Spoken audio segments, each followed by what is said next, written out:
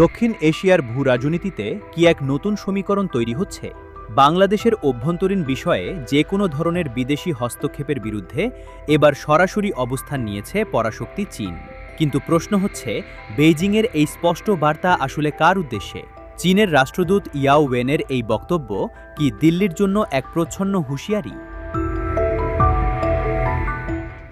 সম্প্রতি বেইজিংয়ে বাংলাদেশের প্রধানমন্ত্রী তারেক রহমানের অত্যন্ত গুরুত্বপূর্ণ সফর শেষ হয়েছে। এই সফরের পর ঢাকা ও বেইজিং যৌথ ইশতেহার প্রকাশ করে, যেখানে পরিষ্কার বলা হয়েছে বাংলাদেশের অভ্যন্তরীণ বিষয়ে যে কোনো ধরনের বিদেশি হস্তক্ষেপ চীন প্রত্যাখ্যান করবে। আজ রাজধানী ঢাকার বারিধারায় এক কূটনৈতিক ব্রিফিংয়ে এই বিষয়ে আরও বিস্ফোরক ব্যাখ্যা দিয়েছেন চীনা রাষ্ট্রদূত ইয়াও ওয়েন। তিনি সাফ জানিয়ে দিয়েছেন, যে কোনো বিদেশি হস্তক্ষেপের বিরোধিতা করতে বাংলাদেশের পাশে থাকবে চীন।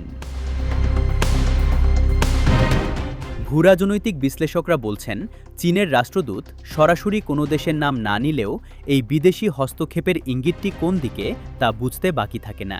বিগত বছরগুলোতে বাংলাদেশের রাজনীতি ও অভ্যন্তরীণ সিদ্ধান্তে দিল্লির অতি উৎসাহ এবং একচেটিয়া প্রভাব বিস্তারের চেষ্টা সাধারণ মানুষের কাছে স্পষ্ট। জনগণের ম্যান্ডেট ছাড়া একটি নির্দিষ্ট পক্ষকে ক্ষমতায় টিকিয়ে রাখতে দিল্লির যে ভূমিকা ছিল তা বাংলাদেশের সার্বভৌমত্বের জন্য সবসময়ই উদ্বেগের কারণ।